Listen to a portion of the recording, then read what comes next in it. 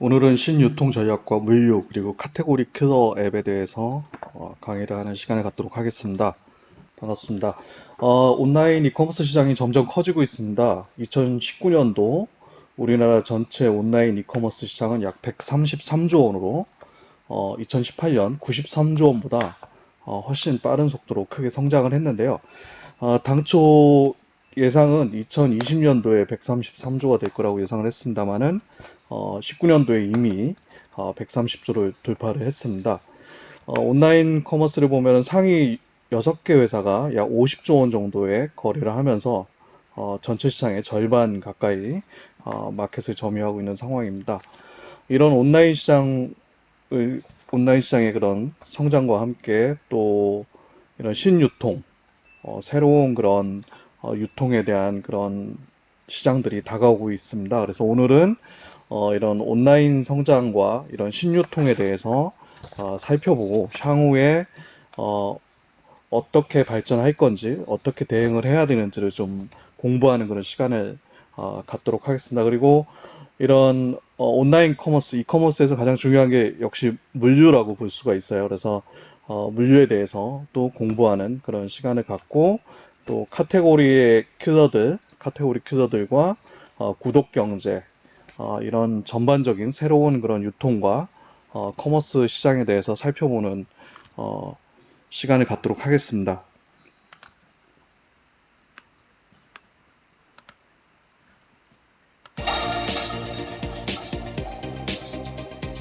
검사의 인터넷과 SNS를 달군 따끈따끈한 화제 이슈를 전해드리는 투데이 이슈톡 시간입니다. 김수산 리포터 나왔습니다. 안녕하세요. 첫 번째 키워드 살펴보시죠. 네, 오늘 투데이 이슈톡 첫 번째 키워드입니다.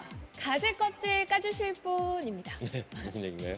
네, 최근 중국의 한 대형 식당에서 가재 껍질만 발라줄 사람을 찾는 이색 부인 광고를 내 화제입니다. 이게 뭘까요? 중국의 별미 음식 민물가재 요리인 샤오롱샤인데요. 이맘때쯤이면 살이 가득 차올라 맛도 일품이고 찾는 사람도 많다는데요. 그런데 중국의 IT 대기업 알리바바가 중국 전역에서 운영 중인 150개 식당의 구인 광고를 내 화제입니다. 베이징과 상하이 등 전국 체인에서 일할 바오샤스, 즉 새우 껍질 발라내는 사람을 찾는다는 내용인데요. 자격 요건 그리 어렵지 않습니다. 10초에 한 마리, 30분 안에 최소 1.5kg의 샤오롱샤 껍질을 발라내면 된다고 하는데요. 하지만 단 하나, 발라낸 가 운영하는 허마신성은 이런 그 난넌 소비자, 귀차니스트를 겨냥한 혁신적인 서비스로요. 최근 중국 유통시장에 판을 바꾸고 있다고 합니다. 허마산성 매장은 마트와 물류센터가 합쳐진 그런 개념으로 앱으로 주문하면 반경 5km 내 소비자에게 한 개의 물건이라도 30분 내에 배달한다고 합니다.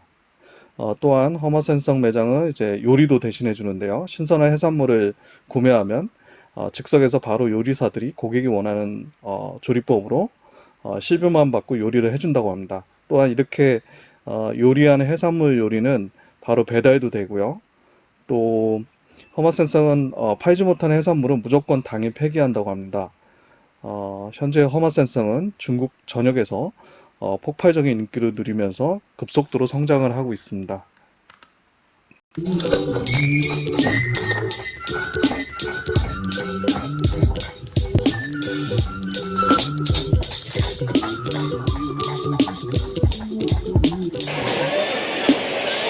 요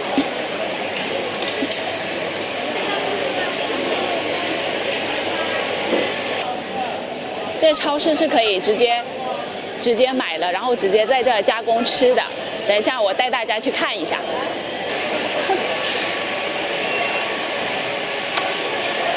这多少钱一个38， ？38。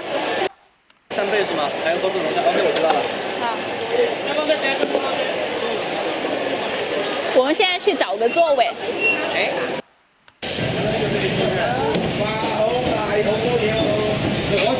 它这里就是直接就是活的那些海鲜，然后它就可以直接加工，然后加工好了你就可以直接在这吃。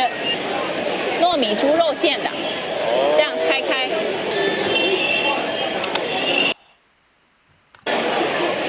差不多了。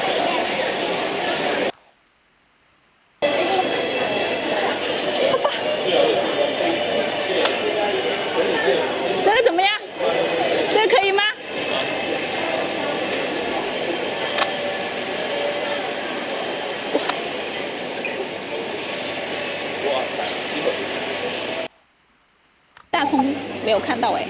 哎，只有韭菜啊。对呀、用这 APP 扫一下这个条码，它就出来了。来，我来扫一下。7块9毛钱。啊，7块9。对，看看吧。哦，这个现在下单的话，最快今天。现在是12点半。对。哦，就是最晚就1个小时可以送到，是吧？对对，免运费呢。免运费，就买一个也是。对呀、성은 빅데이터를 통한 소비 패턴을 기반으로 온오프라인 유통과 물류, 무인 결제 시스템을 도입한 그런 신유통 매장인데요. 2019년 기존에 전국에 250개를 운영 중이라고 합니다. 빅데이터를 기반으로 해서 소비자의 패턴을 파악해 재고 관리를 하고 있고요. 신선식품은 일일이 지나면 폐기하는 것을 원칙으로 하고 있고요. 또 신선식품을 즉석에서 조리해서 판매할 수도 있고, 또 결제 후 반경 3km 이내까지는 배송까지 무료로 해준다고 합니다. 또 한 개라도 또 배달을 해준다고 하네요. 네, 아주 기존의 방식하고는 다른 그런 독창적인 방식으로 중국인들한테 많은 사랑을 현재 받고 있다고 합니다. 은 이제 2년간 운영을 하면서 색다른 그런 이제 신 브랜드들도 나왔는데요. 이제 도시 규모에 따라서 매장 공간이 적을 수도 있고 이런 부분에 이제 보완하는 그런 새로운 브랜드입니다. 그래서 식당을 없애고 신선 제품에만 집중하는 허마 차이스라는 매장이 있고요. 미니 경영 매장이라고 해서 허마 미니, 또 택배를 찾고 이제 간단한 그 음식을 사 먹을 수 있는 허마 F2, 그리고 허마 샤오잔이라고 해서 허마 신성의 단점을 보완한 어떤 축소판 매장, 이런 형태로 해서 도심에 맞는 그런 새로운 그런 매장 컨셉으로 해서 확장을 계속 해나가고 있습니다. 중국 모바일 메신저 위챗에 따르면 지난 국경절 동안에 2,100만 명이 하루에 100걸음도 걷지 않았다고 합니다. 그래서 이런 사람을 백보 청년이라고 부른다고 하는데요. 이들은 집안에서 스마트폰으로 모든 것을 해결한다고 합니다. 또 점심시간에도 배달앱을 통해서 음식을 주문해 먹고, 온라인 게임이나 또 쇼핑 이런 것도 이제 스마트폰을 통해서 하고요. 또 청소, 빨래, 모든 가사일도 스마트폰을 통해서 해결한다고 합니다. 최근 중국에서는 이런 귀차니스트를 위한 서비스가 점점 커지고 있다고 하는데요. 특히 이제 애완견을 산책시켜주는 사람, 유거워스도 점차 시장이 커지고 있다고 합니다. 뿐만 아니고 옷장을 정리해주는 사람, 뭐 등등해서 새로운 그런 귀차니스트를 위한 직업들이 많이 생겨난다고 합니다. Happy. They teach me how to be patient, and they give me so many special memories inside my life. I found Pet Better because I was looking for some software that once I want someone to take care of my dog. Same time I joined this Pet Better because to take care of pet, I used to update them about their food, how they play with me, and how they sleep, even what I give them today, because I give them free home cook. And the weekend, if they stay for long, I give them free. 이런 귀차니스트를 위한 경제는 난넌 경제라고 합니다. 난넌 경제는 게으름뱅이를 뜻하는 난넌과 경제를 합친 용어로 바쁜 일상으로 가사노동 시간 등 귀찮은 일은 최대한 줄이고 싶어하는, 하고 싶은 것에 시간을 더 쓰려는 20대, 30대가 소비하는 경제 생태계를 의미를 하고 있고요. 새로운 생활 방식을 만들어내는 난넌들과 그들의 수요를 만족시키기 위해 노력하는 기업들로 인해서 중국에서는 난넌 경제의 규모가 점차 크게 성장하고 있다고 합니다.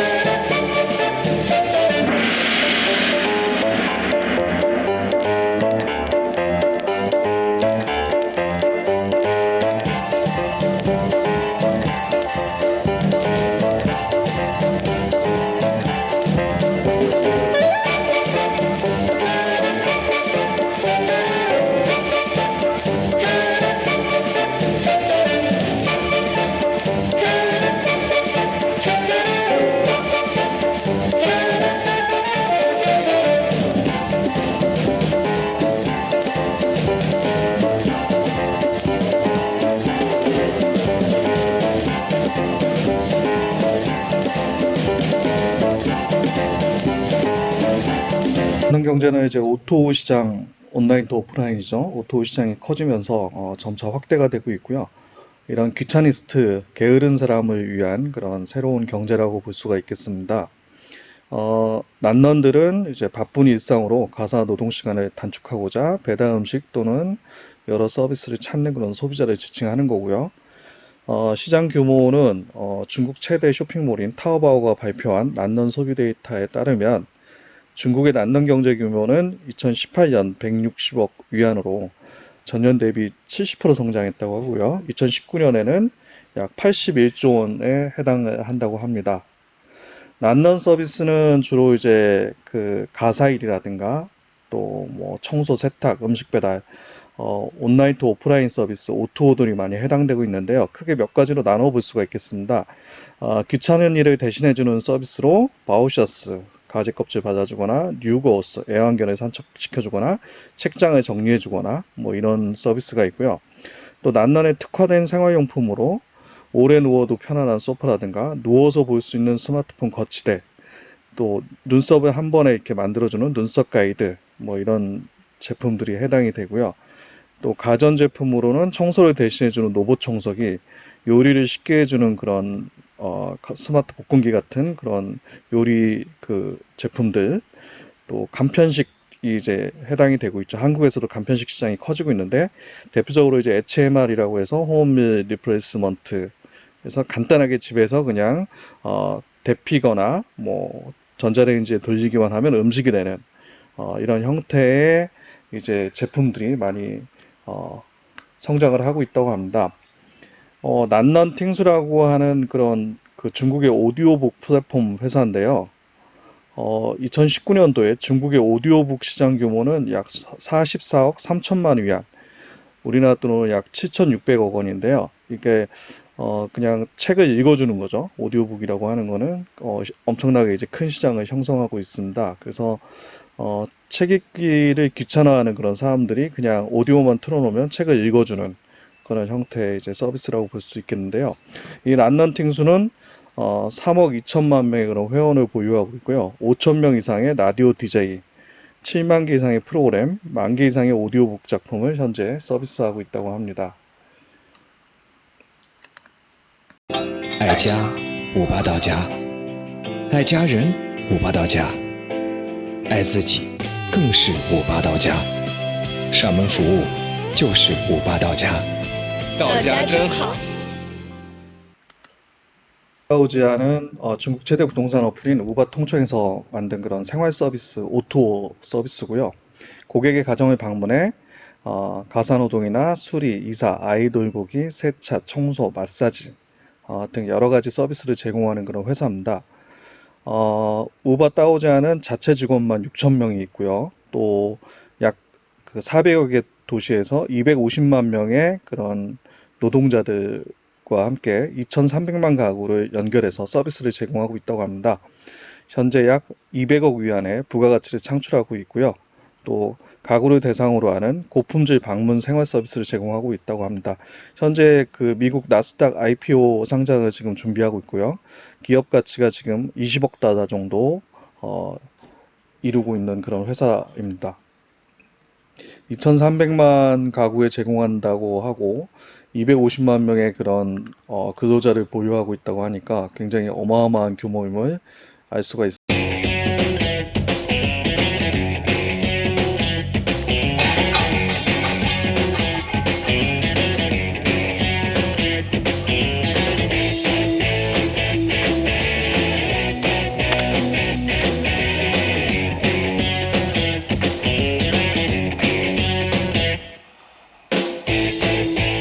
Luckin Coffee，这一杯谁不爱？谁不爱？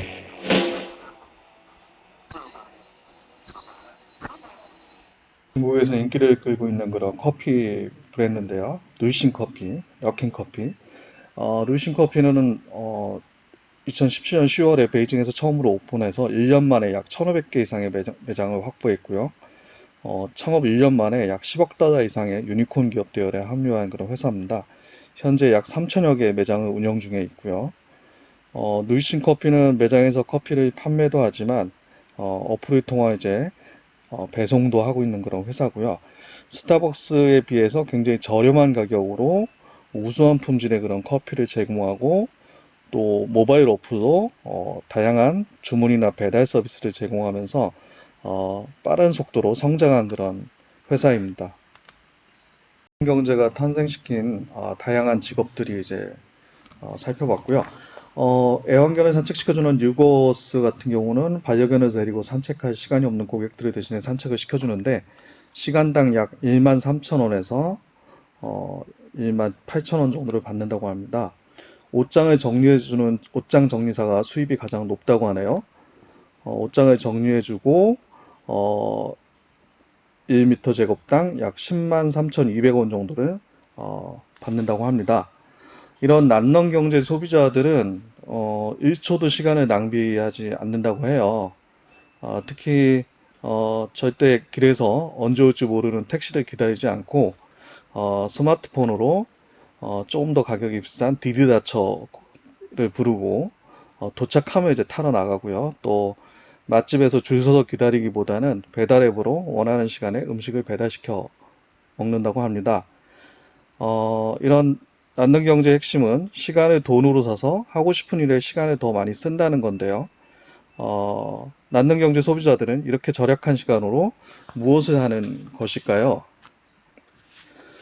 그러나 난능 경제 소비자들은 이렇게 돈으로 산 시간에 오히려 아무것도 하지 않고 빈둥거린다고 합니다. 바로 느림의 미학, 편안한 소확행, 그들은 아무것도 하지 않는 것이 때로는 가장 행복한 것임을 추구하고 있다고 합니다. 중국 대도시에는 점심시간 되면은 식당, 맛집 앞에 파랑, 노랑, 주황 유니폼의 그런 배달기사들이 많이 보이는데요. 한국에서도 비슷하죠. 한국도 점심시간 되면은 파란색, 노란색의 그런 배달기사들이 많이 보입니다. 2050년도에 중국의 1인 가구가 약 1억 3천만 명에 달할 거라고 하네요. 그래서 앞으로 이런 난능 경제 소비는 중국의 그런 유통, 소비의 주축이 될 것이라는 그런 전망을 하고 있습니다. 난능 경제가 바꿔가는 새로운 세상, 앞으로 어떤 일들이 더 생겨날지 더욱 궁금해집니다. 유통 소비의 그런 새로운 개념들이 많이 나오고 있는데요. 그 중에서 가장 많이 몇 년 사이에 화제가 되는 것이 바로 소확행입니다. 소확행은 소소하지만 확실한 행복을 뜻하는 건데요. 무라카미 하루키의 소설 링게란스 섬의 오후에서 처음으로 등장을 했다고 합니다. 이런 소확행은 그동안의 가성비를 따졌다면 이제는 심리적인 만족감을 더 중시하는 가심비를 더 중시하는 시대로 변했다고 볼 수가 있겠고요. 유럽에서는 이미 이런 소확행이 많이 유행을 했었죠. 그래서 덴마크의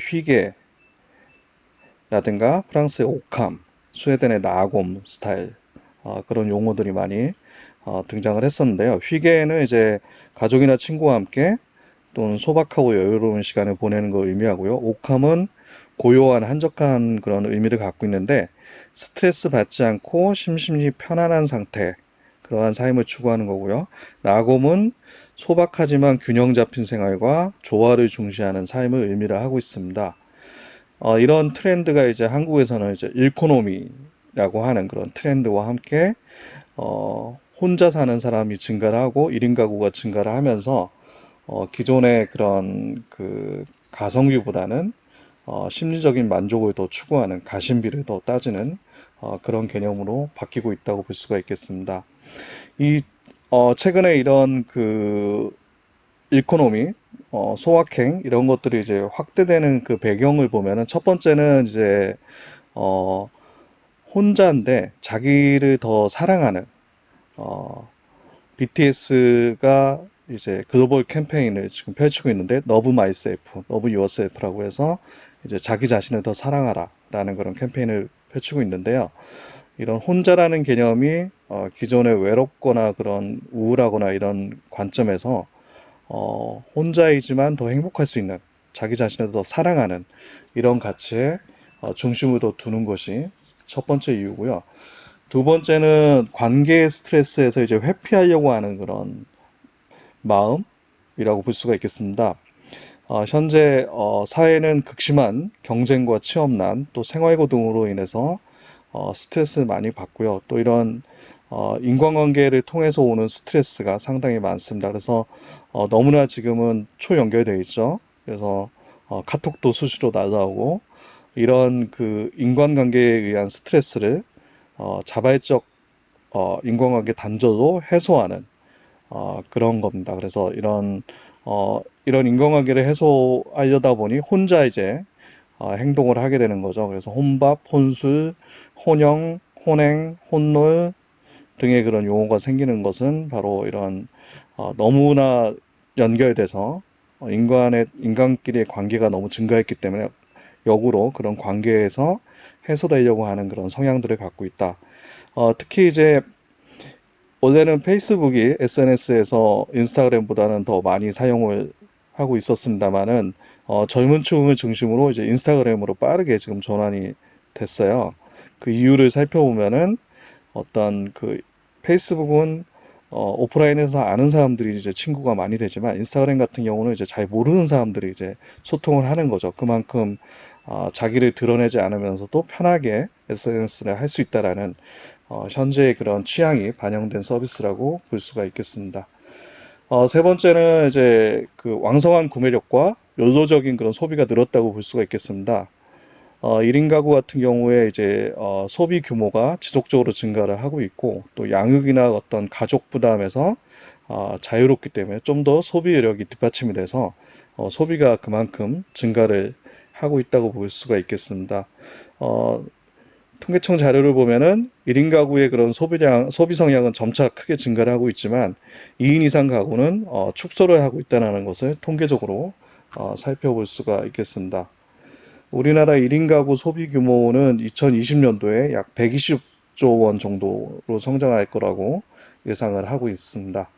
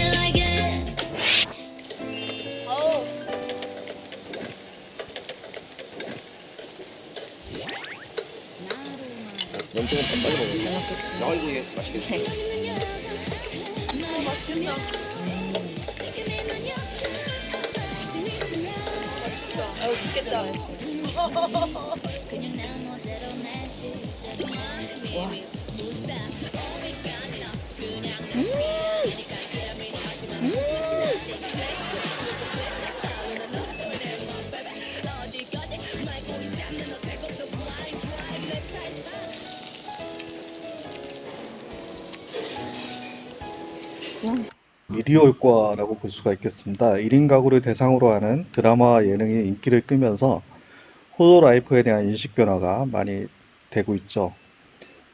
특히 뭐 이런 그 화사의 먹방이라든가 나 혼자 산다 같은 곳에서 그리고 이제 식사를 합시다, 혼수 남녀, 미운 우리 새끼 등 혼자 사는 삶을 이제 굉장히 미화적으로 표현하고 혼자 살아도 굉장히 즐길 수가 있다라는 것을 보여주면서 이런 이코노미가 더욱더 증가를 하고 있다고 볼 수가 있겠습니다. 곱창을 이렇게 혼자 먹는다는 거는 상상하기도 참 어려운 일인데요. 이런 것들이 실제 미디어에서는 자연스럽게 일어나면서 사람들이 이제 혼자 어떤 일을 해도 크게 문제가 없다라는 그런 인식이 확산되고 있습니다. 신조어들도 기존의 부정적인 느낌을 주는 단어에서 굉장히 긍정적이고 유쾌한 느낌으로 바뀌고 있는데요. 1990년대에서 2000년대 초반까지만 해도 싱글족들은 기생독신이나 글루미 제너레이션, 패러싱글족 같은 그런 안 좋은 그런 어감의 표현을 했었는데요. 기생독신 같은 경우는 일본에서 유래한 단어로 부모에게 얹혀 사는 가족 구성원을 얘기하고요. 글루미 제너레이션은 우울한 세대를 뜻하는 거고요. 고독을 즐기는 그런 우울한 세대고요. 패러싱글족은 패러사이트, 기생충과 싱글의 합성어로 가족의 기생해서 산다라는 그런 나쁜 표현을 갖고 있습니다. 그러나 이제 2010년부터 출현한 그런 홀로라이프에 대한 그런 신조어들은 되게 이제 어감도 바뀌었고요. 또 좋은 느낌을 갖고 있습니다. 혼땡이라고 해서 혼밥, 혼술, 혼영, 혼행 등과 같은 그런 이제 의미를 갖고 있고요. 요로라고 해서 미국 가수 드레이크의 가사 인생은 한 번뿐이지 요로 You only live once에서 유래한 단어로 한 번뿐인 인생을 멋있고 즐겁게 살자라는 그런 의미를 갖고 있습니다. 또 포미족이라고 해서 자신을 위하는 자기를 사랑하는 그런 소비를 하는 사람을 말하고요. 또 소확행 이런 것들이 이제 홀로라이프에 대한 새로운 이제 출현된 언어라고 볼 수가 있겠습니다. 혼밥 레벨이 있습니다. 그래서 혼자 어디까지 밥을 먹을 수 있을지 여러분들 혹시 혼자 이렇게 식사를 해본 적이 있는지요? 뭐 편의점이나 간단한 학생 구내식당에서는 뭐 많이들 하시겠죠. 요즘은 이제 혼자 밥 먹는 사람이 점차 늘고 있는데요. 레벨을 보면은 레벨 8이 고깃집 또는 횟집에서 혼자 먹기. 네, 또 레벨 9가 이제 술집에서 술 혼자 먹기. 이런 레벨들이 있습니다. 이런 1인 가구가 증가하면서 이제 유통 소비 시장도 이제 큰 변화를 맞게 있는데요. 첫 번째가 이제 리사이징입니다. 소포장. 기존은 이제 포장 단위가 3, 4인용의 그 가구 대상으로 포장 단위가 되었다면 지금은 1인이 먹을 수 있는 양으로 포장이 이제 바뀌었다고 볼 수가 있겠습니다. 그리고 10명 중 7명이 신선식품을 구매할 때 소용량 상품을 이제 원한다고 합니다. 그래서 유통회사 또 판매사들도 이제 점차 소용량의 그런 제품을 출시하는 형태로 지금 변화를 하고 있고요. 또 전자제품 시장도 역시 1인 가구용으로 많이 등장을 하고 있습니다.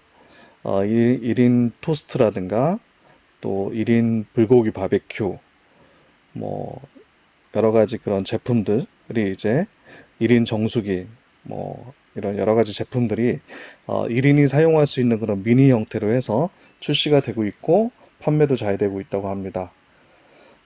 이런 혼밥, 혼술, 혼영에 대한 그런 유행은 이제 어떤 혼자 하는 그런 활동을 좋아하는 사람들이 쉽게 이제 할 수 있는 그런 거라고 볼 수가 있는데요. 가장 대표적인 게 이제 혼영인데, 이제 극장에서 영화를 보는 것이 이제 과거에는 이제 친구들과 같이 가서 보거나 가족끼리 보거나 이랬다면 지금은 혼자 영화를 보는 사람들이 많이 늘었다고 합니다. CGV 보면은 1인 그런 관람객 비중이 17.1%까지 증가를 했다고 합니다. 그래서 혼자 영화를 보는 사람들이 많이 늘고 있고 또 혼자 여행을 가는 사람들도 많이 늘고 있고 혼자 하는 문화가 많이 생겨나고 있습니다. 일본의 고독한 미식가를 보면은 이제 고독한 미식가가 방송에서 이제 인기를 얻으면서 식당들에서 혼자 밥 먹는 사람들이 크게 증가를 했다고 합니다. 그래서 일본의 식당을 가면은 혼자 밥 먹을 수 있는 그런 코너가 많이 마련되어 있는 것을 우리가 확인을 할 수가 있습니다. 덴마크에서는 모든 테이블이 1인용으로 구성된 엠말이라는 그런 레스토랑이 있는데요. 여기는 이제 절대 둘이 갈 수 없는 곳이죠. 혼자만 가서 식사를 할 수 있는 곳이고요. 프랑스의 레스토랑 가이드 르푸딩에서는 이제 혼자 먹기 좋은 곳을 이제 추천해주는 그런 서비스를 하고 있다고 합니다. 또 홈 누덴스라고 해서 집을 뜻하는 홈과 유의를 뜻하는 이제 누덴스가 합성된 그런 신조어인데요. 집에서 여가 시간을 보내는 사람들을 이제 지칭하고 있다고 합니다. 지금처럼 이제 코로나 시국에 또 많은 분들이 또 집에 계신데요. 어떤 외부 환경이나 다른 사람에게 신경 쓰지 않고 자기 자신이 좋아하는 물건들이 가득한 곳에서 온전히 휴식을 취하고 그 공간을 만들어가는 그런 형태의 추구하는 그런 사람들을 이제 홈 누덴스족이라고 표현을 하고 있습니다. 그래서 이런 집안 인테리어라든가 홈 드레싱 또는 침구라든가 식물, 집안에서 쓸 수 있는 그런 여러 가지 것들을 판매하고 또 소비되는 그런 것들이 증가를 점차 하고 있다고 볼 수가 있겠습니다. 심리경제라고 하는 것은 원마일 이코노미 또 라스트 마일 이코노미라고 표현을 하고 있습니다. 원래 라스트 마일은 사형수가 이제 형장까지 걸어가는 마지막 1마일을 이제 의미를 했었는데요. 그 KT 같은 그런 통신사가 이제 이런 그 광케이블 같은 거에서 댁내까지 연결해주는 그런 라스트 마일에 대한 의미로도 활용이 됐었고요. 지금은 이제 이런 소비 경제에 있어서 최종적으로 소비자에게 이르는 마지막 관문, 게이트, 이런 마지막 관문이 굉장히 중요하다. 그래서 뭐 언박싱이라든가 또는 이제 이런 포장이라든가 또 배송을 얼마나 잘해주느냐, 또 뭐 새벽 배송이나 이런 것처럼 배송이라든가 배달, 또 그런 여러 가지 것들. 그러니까 소비자가 물건을 받았을 때 어떤 소비를 할 때의 마지막 관문이 제품이나 마케팅이나 이런 유통시장에서 아주 중요하다. 이런 거를 의미하는 것이 이제 last fit economy라는 그런 표현도 쓰고 있습니다. 주로 심리경제는 이제 땡땡길 같은 것들을 이제 의미를 하는데요. 대표적으로 뭐 이태원의 경리단길, 서울대 입구의 샤로스길, 또 뭐 송파 잠실에 있는 속리단길, 그다음에 대구의 봉리단길, 해운대의 해리단길, 뭐 이런 다양한 길들이 많이 생겨나고 있는데요. 이런 땡땡길 같은 경우가 이제 대표적인 그런 심리 경제의 하나라고 볼 수가 있겠습니다. 그래서 사람들은 이제 과거에는 이제 차를 타고 멀리 그런 핫플레이스가 있는 곳을 찾아갔다면 지금은 집에서 그냥 편안한 옷차림으로 슬리퍼를 신고 나와서 소비할 수 있는 거리에 있는 그런 상점들 또는 식당을 이용하게 되는 거죠. 이렇게 집에 가까운 그런 곳에서 소비를 하는 패턴, 이것이 바로 원마일 이코노미 또는 심리경제라고 볼 수가 있고요. 이런 심리경제 덕분에 경리단길이나 복리단길이나 샤로스길이나 이런 많은 그런 길들이 재탄생을 하고 있다라고 볼 수가 있겠습니다.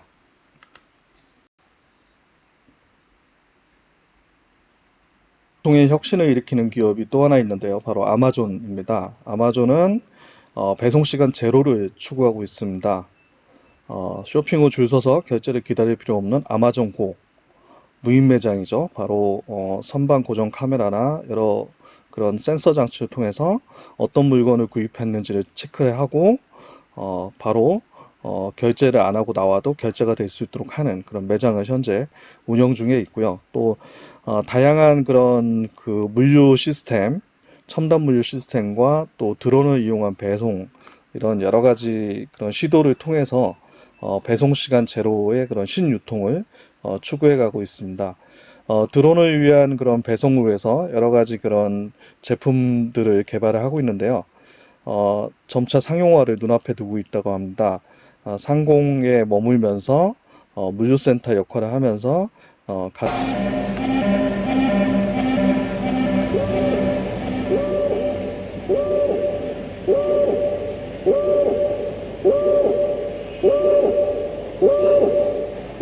Attention, ground units. Anti-citizen reported in this community. Code, lock, cauterize, stabilize.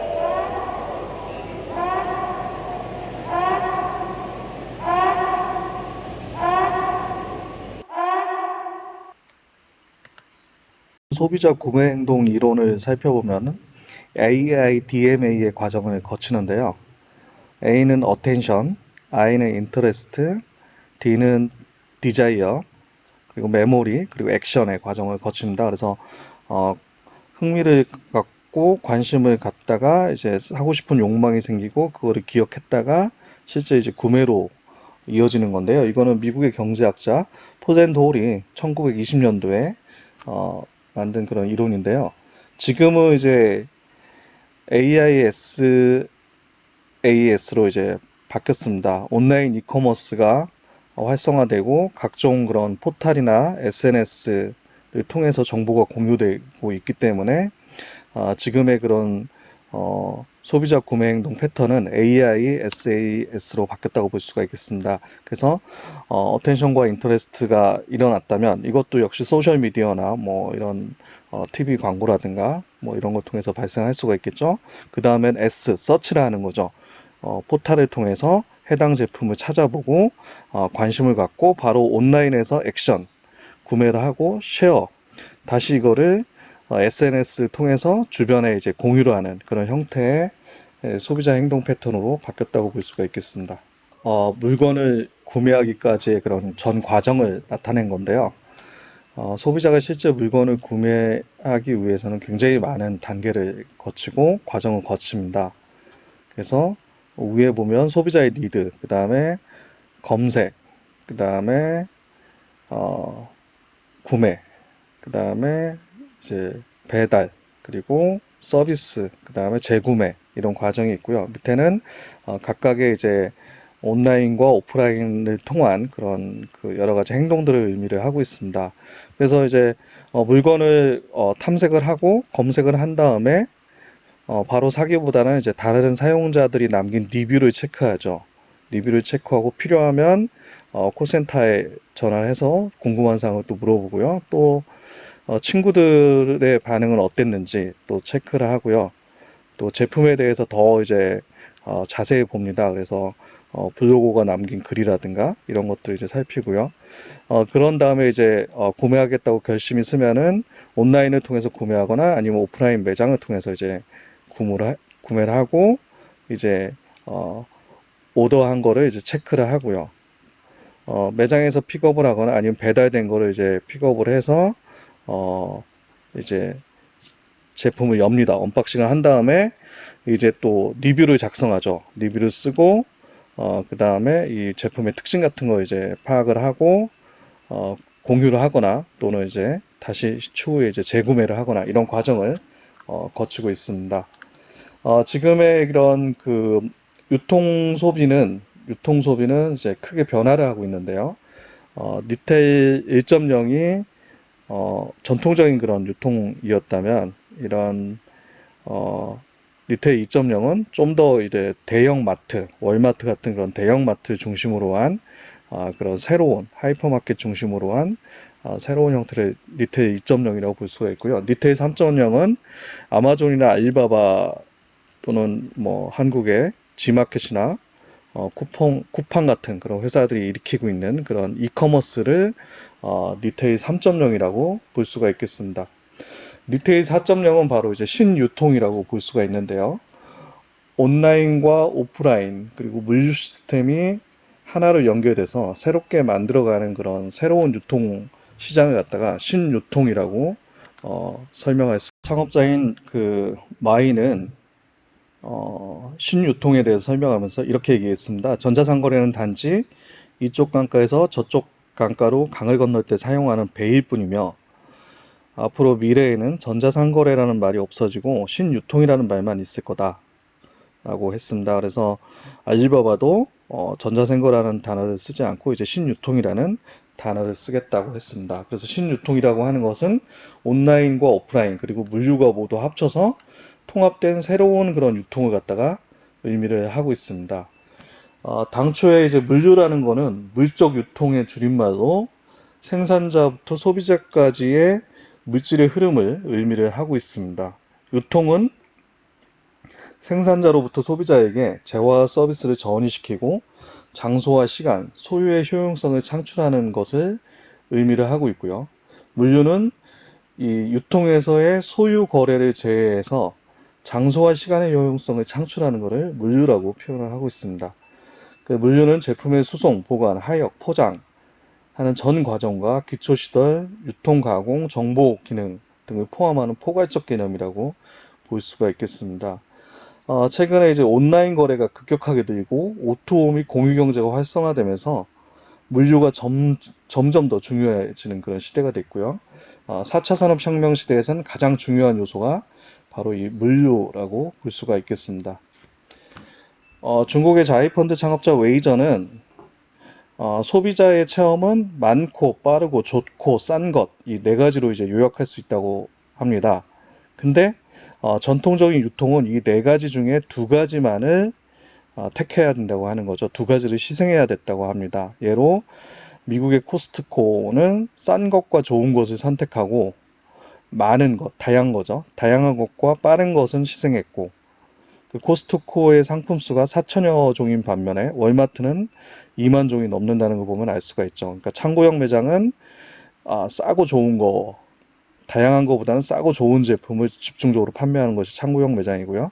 일반 하이퍼마켓, 대형마켓은 다양한 제품을 판매하는 것이 이제 차이가 있는 거죠. 그 창고형 매장도 매장 수가 또 많지 않고 또 이렇게 도심에서 좀 떨어져 있습니다. 그래서 그런 이제 차이가 발생하고 있고요. 편의점은 반대로 싼 것과 많은 것을 희생하고 빠른 것을 택했다고 볼 수가 있겠습니다. 그러니까 편의점에서 보면은 제품이 싸진 않죠. 그리고 뭐 아주 하이퍼마켓처럼 그렇게 다양하진 않지만 빠르게 살 수 있고 바로 근처에 있으니까 빠르게 소비할 수 있는 거라고 볼 수가 있겠습니다. 그래서 과거의 전통적인 유통시장은 이 다양하고 빠르고 좋고 싼 것 중에 전체를 다 택할 수가 없고 두 가지를 희생하고 두 가지를 택할 수밖에 없었다라고 이제 볼 수가 있겠습니다. 이런 그 물류 또 유통에 있어서 가장 중요한 게 이제 SCM이라고 볼 수가 있겠습니다. Supply Chain Management. 그래서 SCM 같은 것은 이런 그 물건을 생산하고 공급하기 위해서 적시적기에 가장 좋은 그런 재료를 가장 적은 비용으로 빠른 시간에 공급하는 그런 걸 갖다가 이제 통칭해서 의미를 하고 있습니다. 그래서 공급 사슬망이라고 표현을 하고 있고요. 이런 서플라이 체인이 얼마나 잘 관리되느냐에 따라서 이제 기업의 경쟁력 또 제품의 경쟁력이 바뀔 수 있다고 봅니다. SCM은 과거에는 이제 그 개별 기업과 개별 기업 간의 그런 경쟁이었다면 지금은 공급 사슬망과 또 공급 사슬망끼리의 그런 경쟁이라고 볼 수가 있겠습니다. 부가가치의 60에서 70%가 이런 서플라이 체인에서 발생하고 있고요. 매출의 10에서 14%가 이 서플라이 체인 매니지먼트 비용이라고 볼 수가 있겠습니다. 또 최근 들어서 이제 이커머스 전자상거래가 더 활성화되면서 이 SCM은 더욱더 중요해졌고요. 재고 감축을 통해서 경쟁을 차별화하는 것이 SCM에서 가장 중요한 핵심 요소라고 볼 수가 있겠습니다. SCM에서 중요한 세 가지 키워드는 바로 재고, 계약 이런 것들이라고 볼 수가 있는데요. 이 가장 중요한 문제가 이제 재고를 최소화시키는 것이 SCM 관리에서 가장 중요한 핵심 포인트라고 볼 수가 있겠습니다. 그래서 적정 재고 수준을 유지하는 것, 재고가 너무 없다면 공급에 또 차질이 생길 수가 있습니다. 재고가 너무 많다면 재고 비용으로 인해서 운영 비용이 많이 발생할 수가 있거든요. 이런 부분을 적정 재고를 유지하는 것이 가장 중요한 그런 SCM에서의 관리 포인트 중에 하나라고 볼 수가 있겠습니다. 자체 생산을 할 건지 외주를 줄 건지 자체 물류망을 쓸 건지 외주 물류망을 쓸 건지 이런 것들을 잘 판단해서 가장 효율적인 상태를 이끌어내는 것이 중요하다고 볼 수가 있겠습니다. 마지막으로 이제 정보입니다. 그래서 공급 사슬망에서 재고 관리와 계약 관리를 통해서 효율적인 운영이 될 수 있도록 이런 정보에 대한 빠른 공유, 빠른 판단 이런 것들이 이제 아주 중요해집니다. 그래서 이런 정보 관리가 아주 중요하고요. 이런 채찍 효과라고 해서 이게 잘못된 정보가 누적되면은 굉장히 엄청난 그런 효과가 발생해서 그 재고 부담이 커지는, 그러니까 실제 예측한 것보다 더 많이 이제 생산하는 그런 이제 것이 발생을 할 수가 있습니다. 그래서 정보의 공유가 아주 또 필요하다라고 볼 수가 있습니다. SCM을 운영하는 대표적인 기업으로 바로 애플을 들 수가 있어요. 애플은 아이폰을 만들지만 아이폰을 제조하는 회사는 폭스콘이라고 하는 중국에 있는 회사가 대부분 조립을 하고 있습니다. 그리고 아이폰 가격의 원가가 50% 미만밖에 안 되지 않아서 유통비용을 빼고도 굉장히 많은 그런 이익을 내고 있습니다. 그만큼 이런 그 아웃소싱 또 이런 그 재료의 조달 이런 부분들이 굉장히 잘 되고 있다고 볼 수가 있겠습니다. 애플의 소싱 담당자는 일본 교토의 산자락에 위치한 중소 디스플레이 업체들을 훤히 꿰뚫고 있다 이런 말이 나올 정도로 이런 그 원자재, 부품에 대한 소싱을 굉장히 잘 하고 있다고 볼 수가 있겠습니다. 조립은 폭스콘에서 하고요. 디스플레이는 LG, CPU하고 메모리는 삼성전자 등 여러 그런 회사에서 부품을 조달받아서 가장 싸게 잘 만드는 것이 바로 애플의 그런 SCM 운영 전략이라고 볼 수가 있겠습니다. 삼성전자도 이런 SCM 부분에 있어서 한 8위 정도 할 정도로 관리를 잘하고 있다고 볼 수도 있겠습니다. 유통산업에서 SCM을 여러 기법으로 활용한 사례들을 좀 살펴보겠습니다. 먼저 이제 VMI라고 해서 벤더 매니지드 인벤토리라고 해서 유통업체가 직접 재고를 관리하는 것이 아니고 제조업자가 직접 재고를 관리하는 형태가 되겠습니다. 그래서 유통업체의 포스 정보를 제조업체가 공유하고 포스를 보면서 재고가 부족 시에 자동으로 주문이 들어가고 이런 부분을 이제 유통업자 재고를 제조업자가 같이 관리를 해주는 그런 형태라고 볼 수가 있겠습니다. 우리나라 편의점에서도 이런 걸 볼 수가 있는데요. 이제 물건이 소진되면 바로 그것이 이제 제조업자에 연결이 돼서 바로 공급될 수 있도록 이렇게 하는 형태고요. 월마트 같은 경우는 자체 위성망을 활용을 해서 포스 데이터를 통해서 이제 그 집계를 하고 자동 발주를 해서 적정하게 재고 관리를 하는 그런 형태를 운영을 하고 있다고 합니다. 또 한 가지 방법은 이제 크로스 도킹이라는 방법인데 물류창고에서 수령하는 즉시 중간 저장 단계가 거의 없도록 하는 겁니다. 그러니까 어떤 물류창고에 그런 머무른 시간이 거의 없도록 최적화된 그런 배송을 하는 형태를 갖다가 크로스 도킹이라고 표현을 하고 있습니다. 그래서 월마트나 국내 이제 택배업계 이런 여러 군데서 이제 하는 그런 방법 등의 하나라고 볼 수가 있겠습니다. 또 한 가지 방법은 이제 지연 전략인데요. 생산 과정이나 조립 과정의 일부를 지연함으로 해서 어떤 향후에 발생할 수 있는 재고를 최소화시키는 그런 겁니다. 그래서 시장 불확정성이 있는 것들을 배제해서 시장 동향에 즉시 대응할 수 있도록 하는 건데요. 예를 들어서 베네통 같은 경우에 티셔츠를 생산할 때 기존의 방법은 색깔별로 미리 이제 염색을 해서 준비를 해놓은 것이 기존 방법이라면 새로운 방법은 신 스웨터를 이제 염색하지 않고 있다가 주문이 들어오거나 수요 예측이 들어오는 시점에서 이제 염색을 하면서 재고를 최소화시키는 방법입니다. 또 한 가지 활용 사례는 우리나라 유통업체들이 쓰는 그런 PB 제품들, 프라이빗 브랜드 제품들을 볼 수가 있는데요.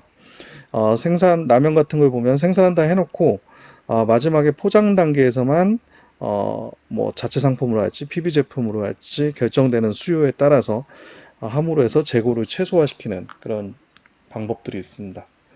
또 물류창고의 기능도 이제 다변화되고 있는데요. 과거에는 제품의 단순 보관 및 수배송 업무를 대행했다면 지금은 제품의 보관 운송은 물론이고 가공, 포장, 조립 등 여러 가지 부가가치 서비스를 함께하는 형태로 변화를 하고 있습니다.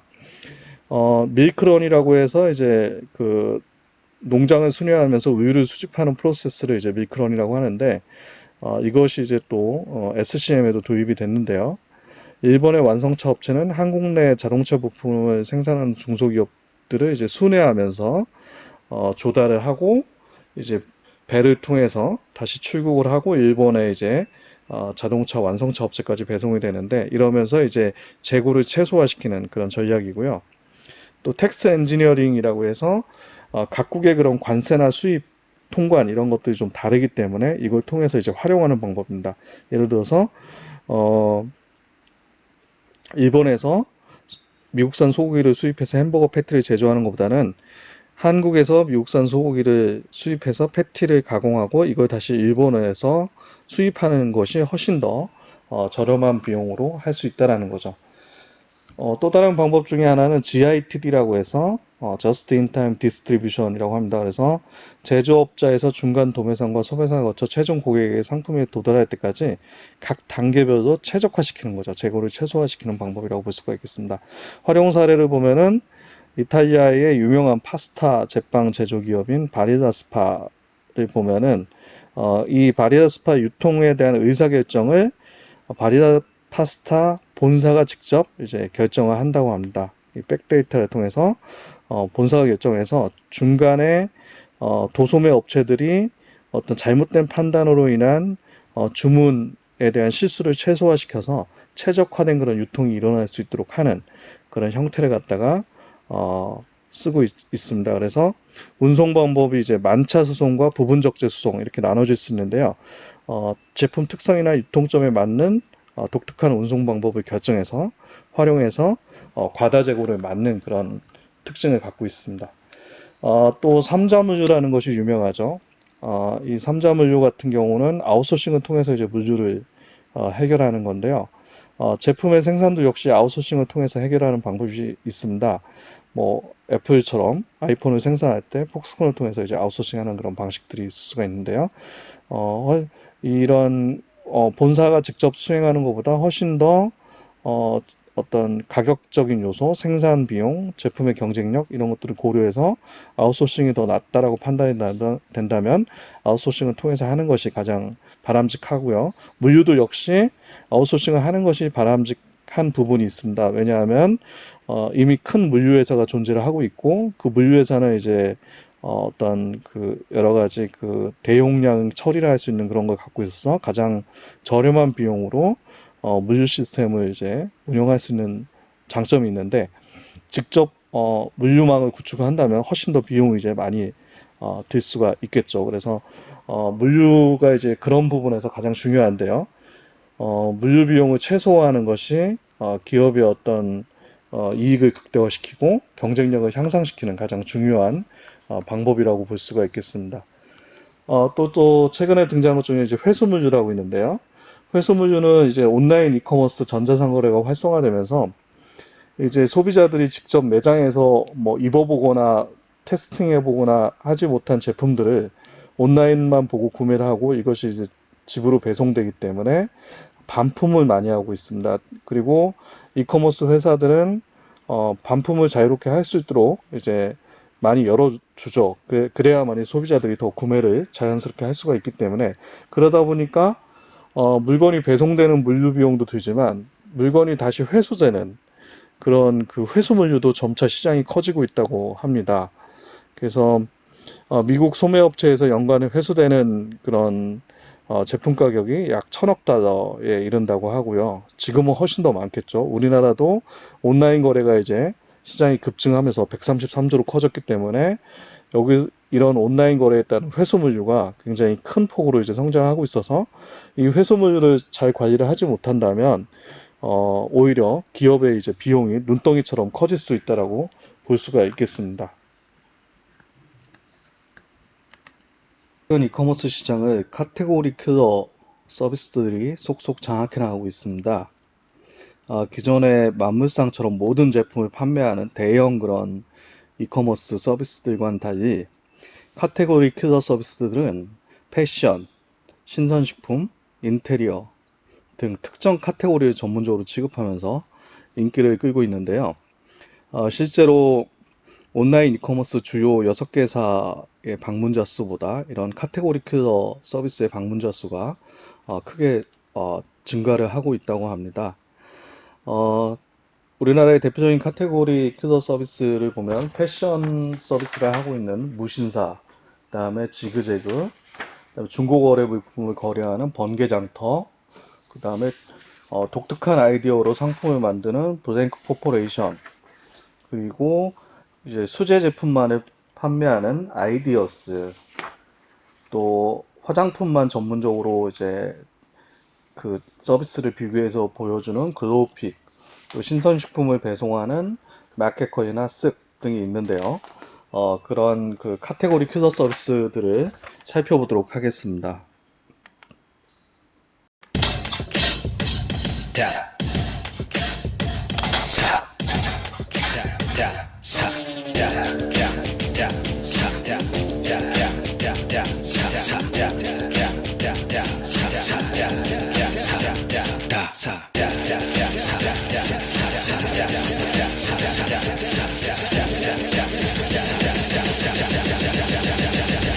여기서 사 무신 2018년도에 4,500억, 2019년도에 1조 1천억 원의 매출을 달성하면서 시장 가치 2조 3천억 원으로 커진 회사가 됐습니다. 무신사는 2001년도에 무지하게 신발 사진이 많은 곳이라는 그런 온라인 신발 동호회로 출발을 했습니다.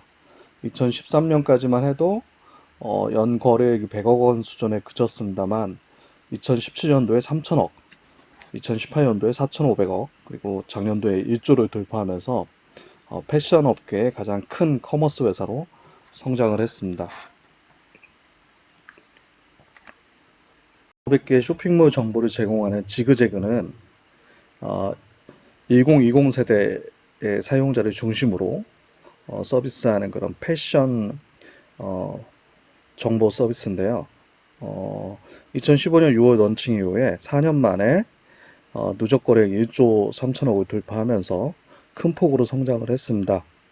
여러 그런 쇼핑몰들의 상품을 하나의 장바구니에 담아서 한 번에 결제할 수 있게 하는 Z 결제 서비스를 출시하면서 이 셀러들이 월 매출 1억 원 이상 올리는 셀러들이 150곳 이상이나 된다고 합니다. 서정원 대표의 인터뷰를 잠깐 보도록 하겠습니다.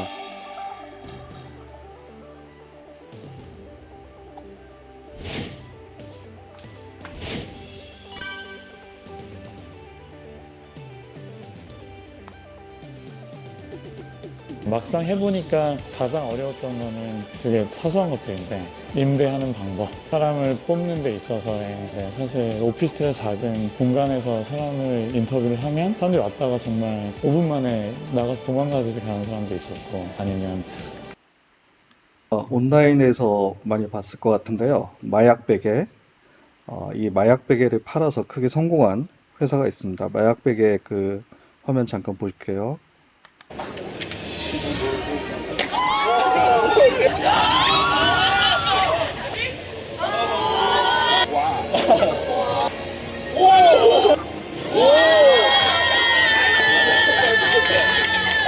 여기 뭐 하는 거예요? 우리 나오는 거 아니죠? 아, 네, 안 나옵니다. 이거 뭐 하는 거예요, 지금?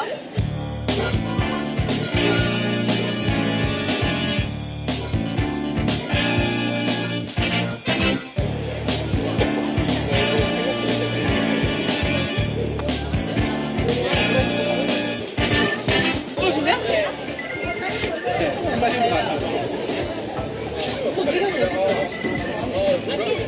네, 확인해 보시고.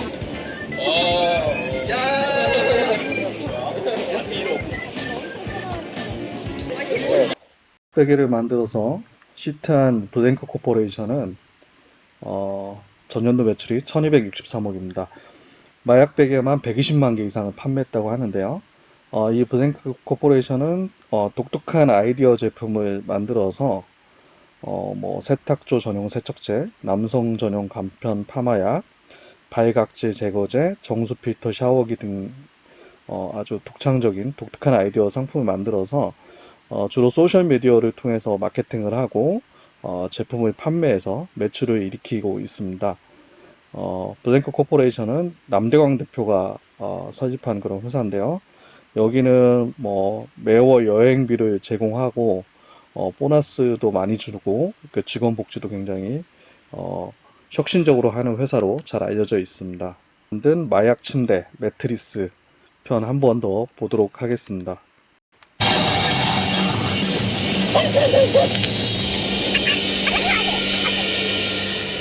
취재진에게 걸려온 한 통의 전화. 한 번 누우면 빠져나올 수 없는 침대가 있다는 제보였습니다. 매트리스를 사고 난 다음에 회사를 못 가고 있어요. 쓸 수 있는 연장 다 썼고 이러다가 회사에서 잘릴 것 같아요. 피해자의 상태는 심각했습니다. 무언가에 홀린 듯이 일어나지 못하는 피해자. 취재진은 문제 매트리스 회사를 찾아갔습니다.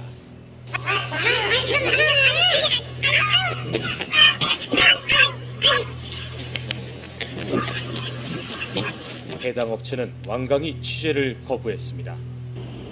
그렇다면 매트리스를 만들고 있는 공장은 어떨까? 2시간여를 달려 도착한 공장. 취재진은 잠입 취재를 결정했습니다.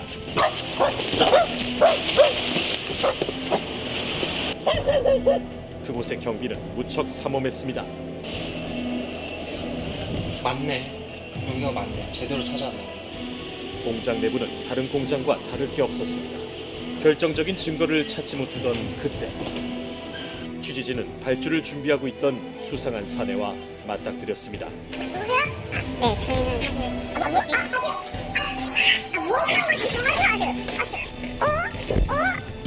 취재진은 오랜 설득 끝에 마약 같은 매트리스를 만드는 3분의 1 대표와 이야기를 나눌 수 있었습니다. 스프링 매트랑은 뭐가 다르죠? 스프링로도 잘 쓰고 있는데 그거 계속 쓰면 안 되나요? 그래서 스프링 매트리스랑 차이점이 저희 핵심이어서 말씀드리기가 좀 애매하긴 한데 그게 제일 하고 생산자와 말로만 듣던 마약 같음에 취재진은 놀라움을 감추지 못했습니다. 이것이 취재진이 마주친 진실이었습니다. 중고 물품을 거래하는 번개장터라는 회사는 사용자 60%가량이 10대, 20대입니다. 특히 25세 이하의 월간 순 방문자 수가 300만 명에 이른다고 하고요. 2019년도에 연간 거래액 1조 원을 돌파를 했습니다. 지난해 12월에는 월간 거래액 1,000억이나 돌파했는데요. 번개장터의 그런 그 에피소드가 컬투쇼에 나온 것을 한번 보도록 하겠습니다. 내용이 좀 재밌어서. 제가 읽겠습니다. 인터넷 중고거래. 살 빼고 입으려고 비키니를 샀는데 절대 못 입죠?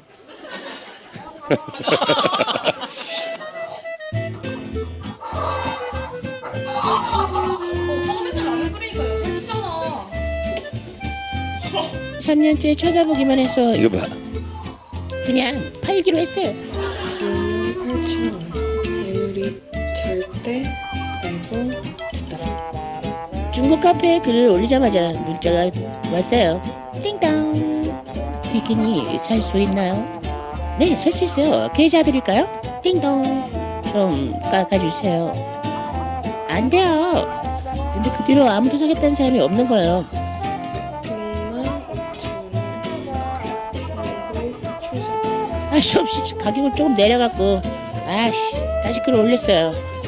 또 문자가 왔죠. 띵동. 아까 그 사람인데요. 가격이 내려갔네요. 네. 그냥 빨리 팔려고요. 띵동. 그럼 좀 더 깎아주세요.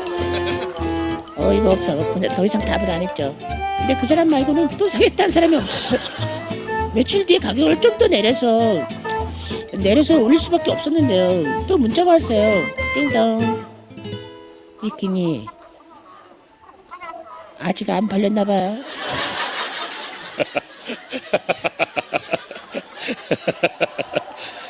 안 돼. 네, 사실 건가요? 띵동. 더 싸게 살 수 있는 방법은 없나요? 같은 지역 사시는데 뭐 주민 할인 같은 건 없나요? 전 조금 짜증이 나기 시작했어요.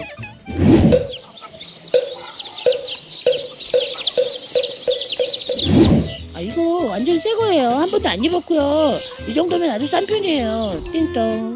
그럼 지금 한번 입고 팔아주세요. 저는 괜찮으니까 한번 입고 제가 빨아 입으면 되잖아요.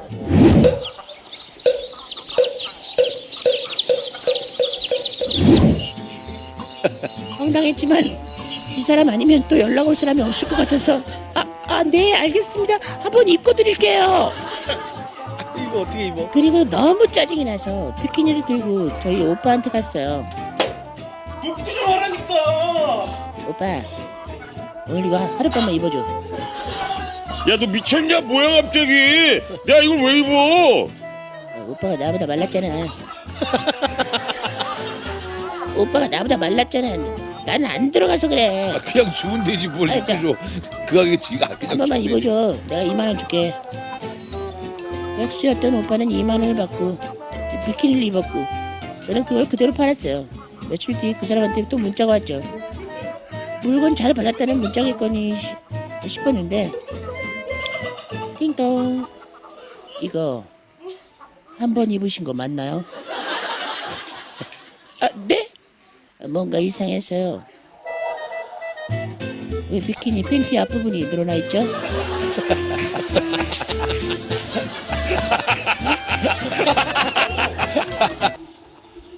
쓰는 수제 장터를 전문으로 하는 카테고리 킬러 서비스인데요. 월간 이용자 수가 260만 명이고요. 입점 작가 수가 11,000명. 수공예 제품과 수제 먹거리 등을 판매를 하고 있는데 약 16만 개의 상품이 등록돼 있고요. 누적 다운로드 750만, 월 거래액 100억 원, 그리고 2019년도에 거래액을 1천억을 넘어섰습니다. 이 아이디어스 광고 잠깐 볼게요.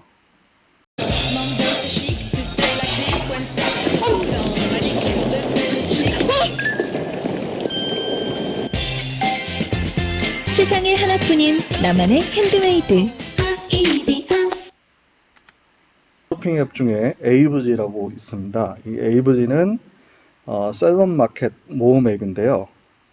출시 2년 만에 누적 다운로드 수가 100만에 넘어섰고요. 19년도 연 거래액을 1,100억 원을 돌파를 했습니다. 현재 6,000개 마켓 셀럽들이 운영을 지금 하고 있는 상황이고요. 그중 한 셀럽의 그런 그 유튜브 영상을 한번 보겠습니다. 좋은 플러스 앱을 섞어를 했습니다.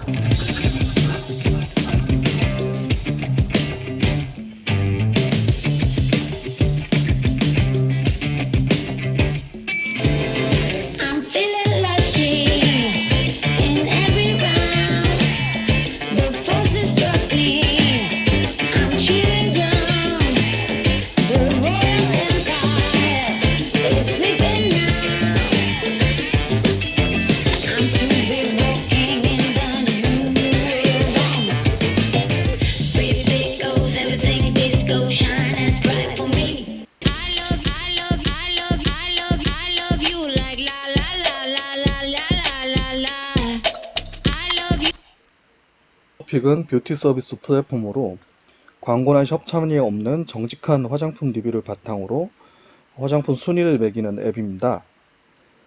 올해로 10회째를 맞는 글로우픽 컨슈머 어워드는 리뷰 약 41만 개를 분석해서 총 213개의 최고의 화장품을 선정을 했습니다. 글로우픽 리뷰는 칭찬 일색인 블로그 리뷰와는 차원이 달라서 오히려 소비자를 안심시키고 후기를 찾아볼 정도로 인기가 매우 높습니다. 사요 마요 쿠션 사요 마요 섀도우 사요 마요. 아, 모르겠다 진짜. 도와줘 글로우픽. 써본 사람들에게 물어봐. 270만 리얼 리뷰로 화장품 고민 끝. 글로우픽. 네, 신선식품 이커머스를 배송하는 마켓컬리는 카테고리 킬러 서비스 중에 하나인데요. 헬로메이처 미트박스 등과 함께 새벽 배송을 시작을 해서 신선식품 분야에 신선한 그런 유통혁명을 일으킨 회사입니다. 마켓컬리는 신선식품 카테고리에서 좋은 제품만 입점시키고 소비자 눈높이에 맞춰서 잘 크리에이션한 제품을 판매를 하였습니다. 가격대는 다른 쇼핑몰보다 좀 높지만 다음날 아침 일찍 배송이 온다는 점에서 차별화를 시도했고요.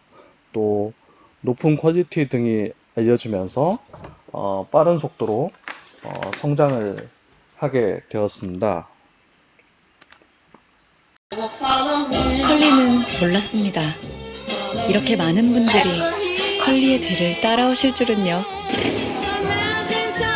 국내 최초 새벽 배송 마켓컬리. 온라인으로 뭐만 시켰다 하면 물건만 오나요? 뒷정리할 것도 잔뜩 오죠. 편하려고 시키는 건데 사실 좀 불편해요. 그래도 다행인 건 장 보면 장 본 것만 받는다는 거. 물론 숙세권에선요. 이게 숙세권에 사는 이유죠. ssg.com. 식세권의 새벽장은 좀 특별해요. 귀한 먹거리부터 급한 생필품까지 새벽에 다 공수해준다죠.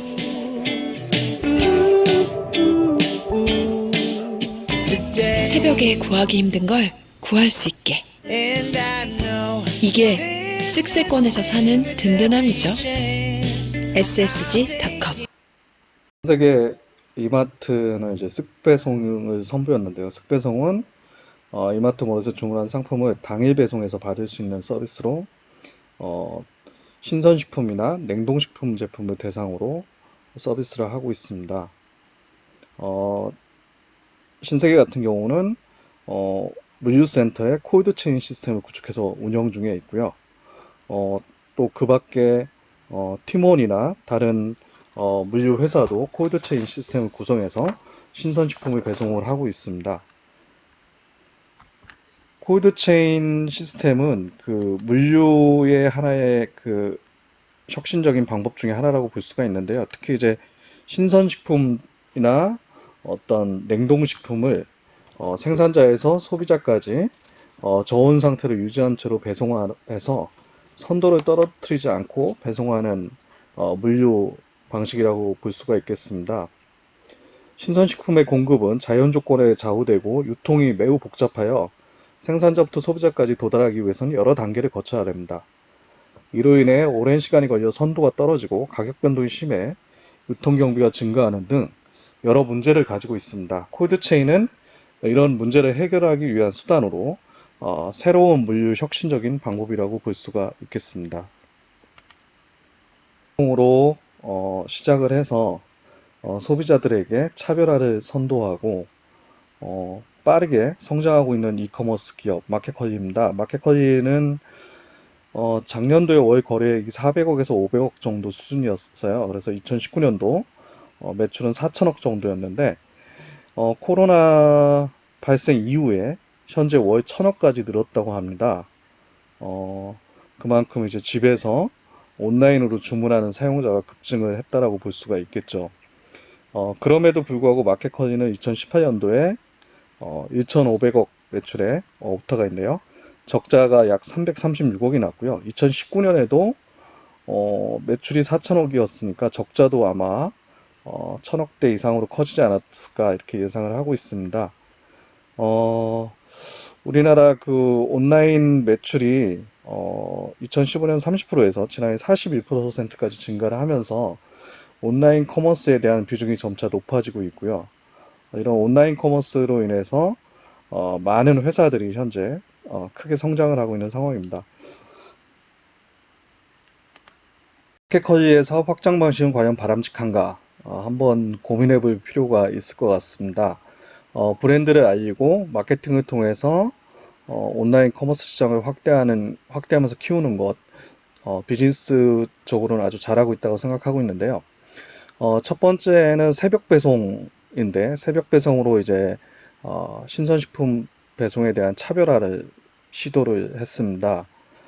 근데 이 새벽 배송이라고 하는 것은 물류 서비스가 이제 새벽에 움직여야 되는 거라 뭐 교통은 안 막히겠지만은 이제 야근을 해야 되겠죠, 기사분들이. 그리고 이 거래액이 크지 않은 만큼 자체 물류망을 운영한다면 당연히 비용이 훨씬 더 제3자 물류를 쓰는 것보다는 비용이 훨씬 증가할 것으로 예상이 됩니다. 그리고 소비자의 니즈가 과연 새벽에 받을 만큼의 그렇게 빠른 배송을 원하는 소비자 니즈가 얼마나 있을까, 이런 부분에서 좀 의구심이 좀 들 수가 있고요.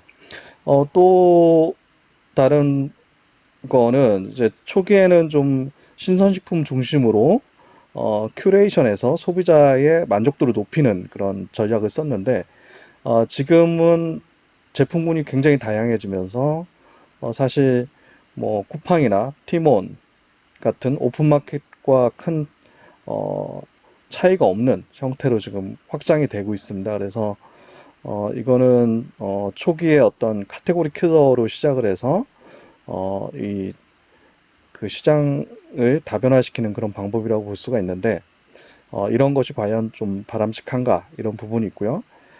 또 향후 전략 관점에서 보면은 이제 매각을 뭐 시장에 나왔다 이런 얘기도 되게 많이 있습니다. 그래서 굉장히 가치가 커진 만큼 큰 비용을 받고 넘기기 위한 뭐 비즈니스 전략이다 이런 얘기도 있고요. 또 지금 그러면 계속 적자가 누적되고 있는 상황인데 거래액이 늘어도 지금 월 거래액 1,000억이면 또 적자가 거의 월 100억씩 증가를 할 것으로 예상이 되고 있는데 근본적인 사업 모델 자체가 적자가 나는 사업 모델이 아닌가 이런 이제 의아심이 좀 들 수도 있습니다. 그래서 만약에 여러분들이 현재 마켓컬리의 CEO라면 어떻게 할 것인가? 계속 지금처럼 확장을 해서 거래액을 늘리고 더 키워갈 것이냐? 아니면 효율화를 시켜서 이익이 나는 구조로 전환을 할 것인가를 고민해 볼 필요가 있겠습니다. 저 같으면 우선 물류 부분을 과감하게 방식을 바꾸겠어요. 제 3자 물류를 도입하고 콜드체인을 운영하는 물류회사에 위탁을 해서 물류 비용을 혁신적으로 줄이고요. 새벽 배송이 아니고 당일 배송으로 전환해서 그 배송 비용도 축소를 시킬 수가 있을 것 같고요. 어떤 이 신선식품에 대한 재고를 완화하기 위해서 다양한 형태, 그러니까 마켓플레이스처럼 입점하는 형태로 변경해서 수익 구조를 탄탄하게 바꾸는 방법도 좋다고 생각합니다. 여러분들은 어떻게 생각할지 궁금합니다. 구분을 한다고요? 아니요, 그거 말고요. 이제는 드라마, 음악, 신문뿐 아니라 전자책, 생리대, 심지어 맥주까지 구독할 수 있대요. 소비의 중요한 가치로 체험이 떠오르면서 사람들은 더 이상 물건을 소유하지 않는다고 해요. 그럼 뭘 하냐고요? 이제는 구독입니다. 실제로 미국의 여객회사 서프웨어는 월 2,000달러에 기차와 비행기까지 구독할 수 있는 서비스를 내놨다고 해요. 정말 신기하죠? 구독경제란 단어는 미국 기업 주오라의 CEO 티엔 추오가 최초로 사용했어요.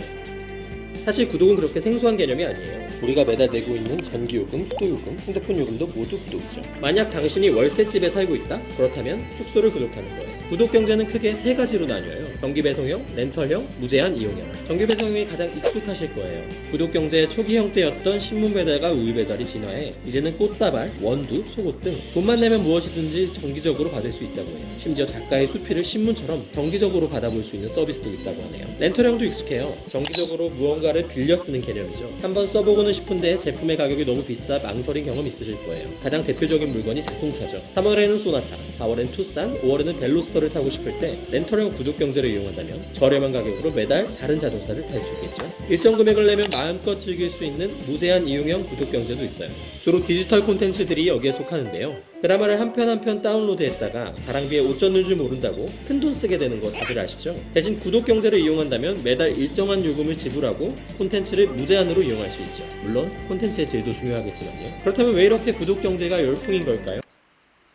큰 소비 패턴으로 구독 경제가 있습니다. 구독 경제는 기존의 소유 또 공유를 벗어나서 구독한다는 그런 개념의 경제 서비스를 의미를 하고 있고요. 매월 일정 금액을 내고 필요한 물건이나 서비스를 받아 쓰는 그런 경제 활동을 의미를 합니다. 방금 전 영상에서 본 것처럼 뭐 신문이나 넷플릭스 같은 영화, 음악, 또 심지어 자동차 뿐만이 아니고 최근에는 뭐 면도날, 셔츠, 생리대, 책, 꽃다발, 꽃바구니, 그 다음에 미술작품, 뭐 또 맥주, 뭐 또 취미를 즐길 수 있는 박스, 또 애완동물 용품, 또 로스팅한 원두 등등 해서 많은 영역에서 현재 구독 서비스가 등장을 하고 있는 상황입니다.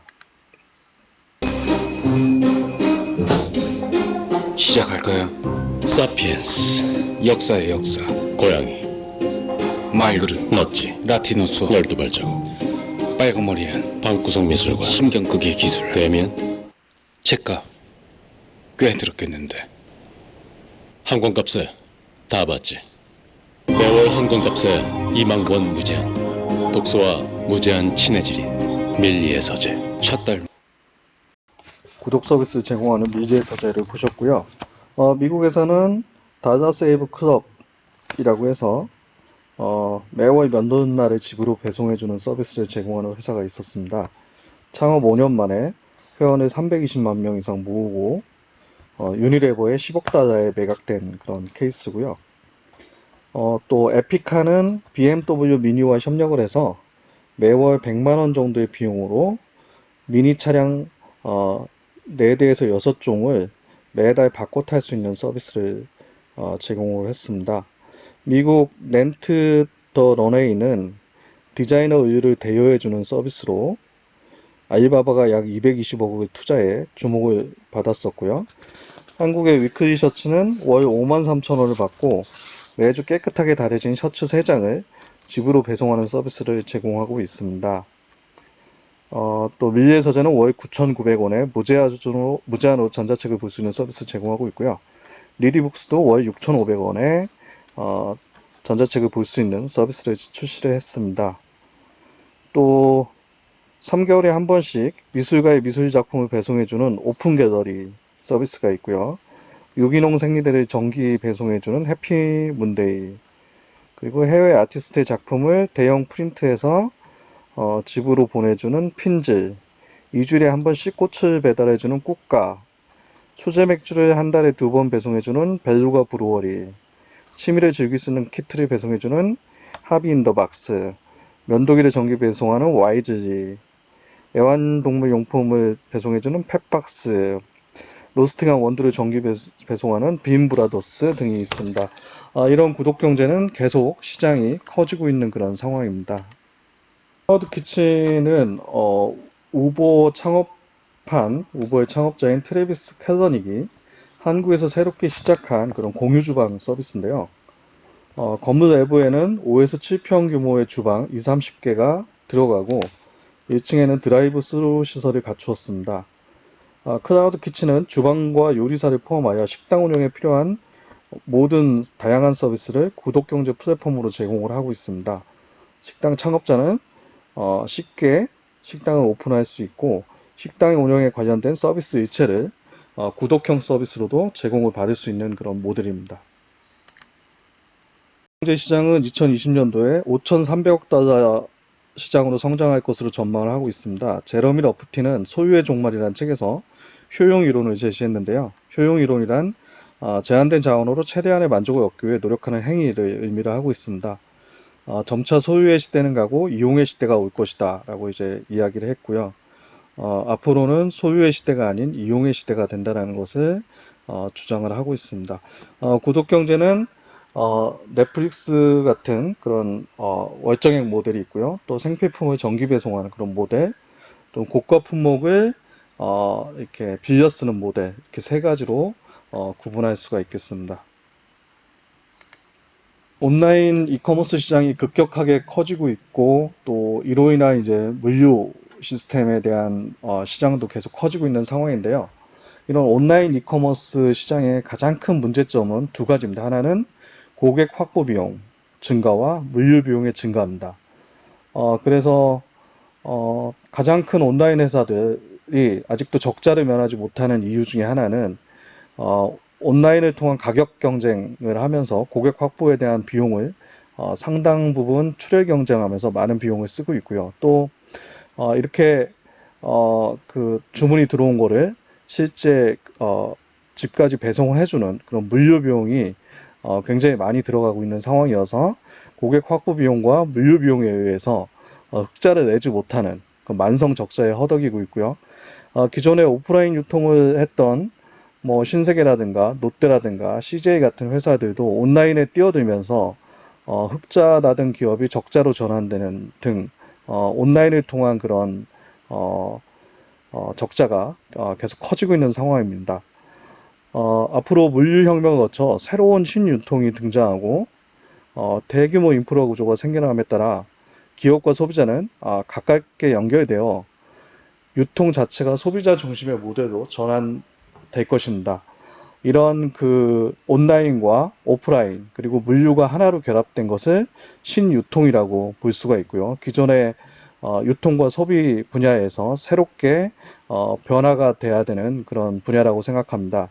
신유통 시대는 공급자와 소비자가 유기적으로 융합되어 전통적인 유통 관점의 소요, 장소, 시간의 효용성에서 한층 더 나아가 최적의 융합 효용성을 추구하게 될 것입니다. 그리고 온라인, 오프라인, 물류가 모두 통합되어 합쳐서 최고의 효용성을 창출하는 것, 그것이 바로 신유통입니다. 온라인 이커머스의 시장 확대를 통한 기업의 그런 경쟁력 강화와 신유통의 확산을 통해서 새로운 비즈니스의 구조로 변화가 일어나는 것, 그것이 바로 신유통이라고 볼 수가 있겠습니다. 오늘은 여기까지 하겠습니다. 감사합니다.